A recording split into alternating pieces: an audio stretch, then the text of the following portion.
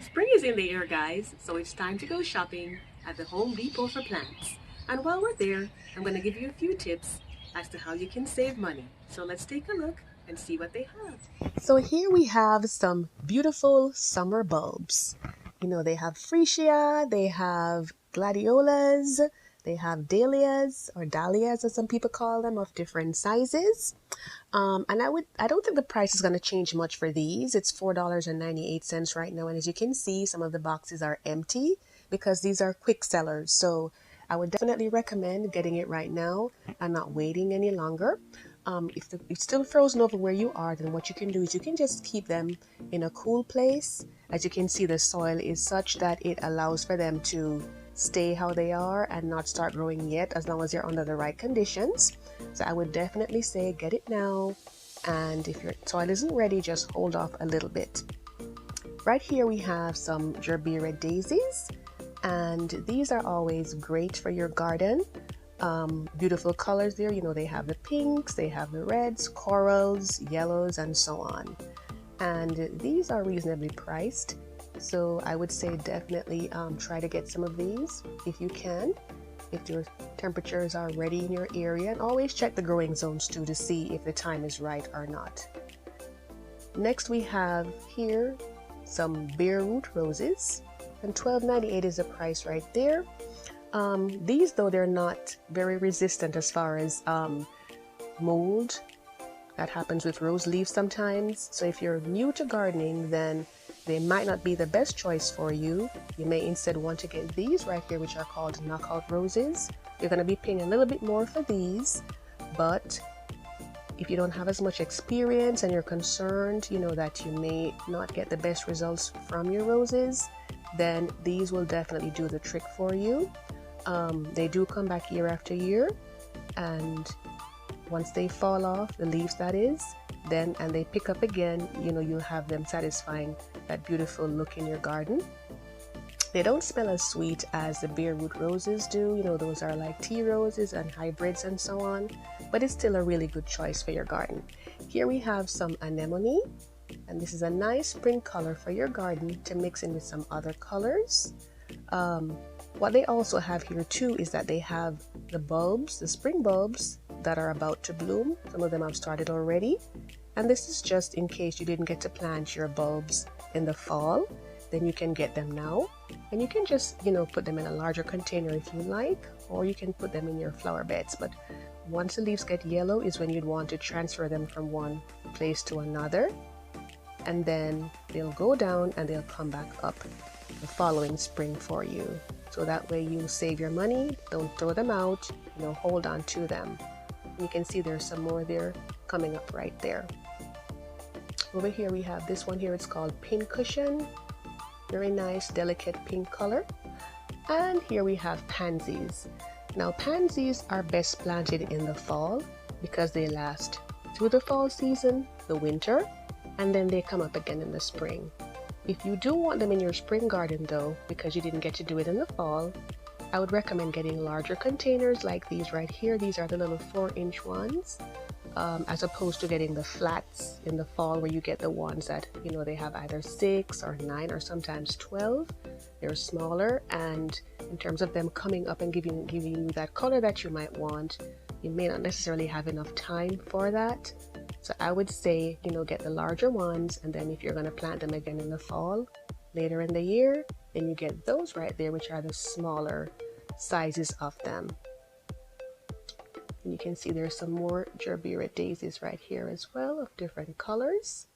And over here there's some phlox as well, and those are good. You can get those and you can divide what's in the container so it goes a longer way for you. And you can see they also have some pansies in hanging baskets right there, and this is a perfect time to have it like that so that you can get that nice pop of color right through up until the summertime. So definitely worth considering. Here we have an azalea. This is a larger one, and so it's going to cost you a little bit more. So what you can do maybe is get the smaller containers, and guys, these actually come back from year to year and they're going to get larger. So if you just pack a little bit of patience, you can spend less money, you know, buying the smaller ones, and then over the years you'll see that they'll get really large and they look so good, and it's a must-have if you're a southern gardener. So definitely bear that in mind. And here we have some more phlox again. And guys, you know, I do a lot of floral topics, gardening, and flowers for inside your home.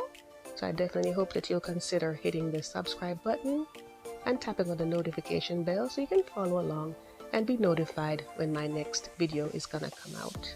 It also lets you see some of the past ones as well too, if you would want to check those out. So here we have some hostas, and these are actually for shaded areas. So make sure that you know where you're gonna put them before you buy them, because if it's in too much of a dry, sunny place, it's not going to do very well, and you don't want to waste your money. So definitely bear that in mind if you're going to be getting these. And hummingbirds love the flowers, by the way, so if you want to get some hummingbirds, that's a good way to do it. Right here now we have this. It's called Lenten rose or Hellebores, and these are nice spring flowers. And what you can do is, like, say if you have daffodils and you get concerned sometimes about the leaves you know, getting yellow, in order for them to build up for the next year, you can always pair those with it, and it makes a pretty good combination, as well as pansies. Here we have Mandevilla, and this is actually a creeping plant, very large, showy, beautiful flowers. A good idea is to get maybe a trellis, or if you have a little arbor that you wanted to put by your garden entrance, then this is a beautiful plant to style that way in your garden. Bear in mind too that they also have situations in here where they actually have Mandevilla mixed with other plants like you see here, but you will have to pay a little bit more for it whenever they do that. So you can always get your own, you know, mix and match as how you'd like to satisfy your preference. And here there's some more Knuckle Roses. There's some yellow ones here. So this is definitely something that's in great demand, and they have a lot. Here you also see a fern, and the ferns, they look very healthy here, so good choice as long as it's not, you know, still very cold in your area. And these, they will come back year after year with the right care. So I would say give it a try. You know, they make nice hanging baskets on your porch or your patio, so definitely worth considering. Here we have Hydrangea, and for the hydrangeas, they're usually pink if your soil is alkaline. If the soil in your area is neutral, then they may be purple, and if it's very acidic, then you'll see that they are blue. So bear that in mind, that when you put them in the ground, the color may change depending on the pH of your soil. And now here we have some rosemaries, and this is great for cooking if you like using it. And what you can do with plants like these is you can actually divide them when you get them, so you get multiple plants from the same pot, and that way you save money there. Here we have some beautiful hibiscus. These, however, they are tropical flowers. You can see how large and beautiful this is, but if it's still cold in your area, you may want to hold off on these, and when the time is right, you can get them and put them in your garden. These are usually available right throughout, even until the summertime, so you don't necessarily have to rush to get these, because you don't want to make the mistake of putting them out too early and then have that regret that they die on you. And here now we have Cyclamen, and these are actually indoor plants, or if you have a shaded patio, you can always put these on there as well. They're really beautiful, and you can see they have different colors here. They have purples, they have whites, they have pinks, and these are great, like, you know, like for a workstation or like by your kitchen window. And you can also use the calancho right here, those little ones that you see there. There's a pink one, there's yellow, and there's orange. Different colors, and you can, you know, use those in the same way. And here now we have some fruit trees. I'm only seeing plum at this time, not seeing any peaches or some of the other typical ones that are there, but it's a good time to plant them right now, as long as the ground isn't frozen over, because they need that time to come up before they get stressed out in the summertime. So now we are in the veggies and herbs section, and as you can see here, there are tomatoes here, and they're actually in cages. So that does cause it to be a little bit more pricey, and they're larger plants too, as you can see there. Bear in mind too that tomatoes are definitely warm weather plants, so you'll want to make sure that it's safe in your area, so that you know that when you put them out they'll be okay. If that's not the case and you really do want to get them, then you can always put them in a greenhouse if you have one, and then you can harden them off as the time goes by. Of course, the smaller the tomato plants are, then the less you're going to pay for them. And you know, there are different types here. There's Better Boy, there's Goliath. You know, it just depends on what you wanted to use your tomatoes for. You're going to be using them to make sandwiches, you're going to use them in salads. You know, that's going to help you to determine which one you want to buy. Also too, we have some strawberries over here. Bear in mind that when you're choosing your plants, like this one here, it's not looking so hot. Bear in mind that when you're choosing them, you want to make sure that they're in the best of health. I know sometimes you want to rescue the plants and bring them home and, you know, bring them back to the best, but sometimes that may not work and you just end up getting frustrated, especially if you're a new gardener. So I would say look for the healthiest ones that you can find, and then, you know, once you have, you stand a better chance at success. Around here we have the herbs, and these are pretty much going for the same price. Looks like $3.98 right there. You're seeing different types. So they have pineapple sage. You're seeing peppermint. You know, there are different types of peppermint. You also will see that they have like thyme, just different things. And if you know you like to cook, you know, whether Italian foods or just, you know, general cooking, you can always add these in, you know, fresh from the garden, and it just gives it that extra, you know, nice flavor when you're cooking. There's some dill right there as well.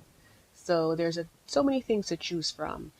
And, you know, you can have containers, you know, if you don't have a lot of space, or you could put them in your flower beds. And, you know, it always is such a good feeling, you know, when you grow something and you actually use it, and, you know, it's just very rewarding. So let's take a look and see what else we have on the other side. Okay, we're in our soil area now. These are organic soils, and if you're trying to eat clean, then that might be the best soil for you to use, whether it's in a container or it's in your flower bed. So if you're into flowers and not the veggies, then you can just pretty much use whatever soil you like. The price varies. Typically the ones that are cheaper are on the left, and you go towards the right and the price goes up.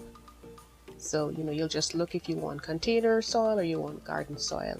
I'm hoping that these tips really helped you. I do thank you so much for watching. Happy gardening, and see you in the next video.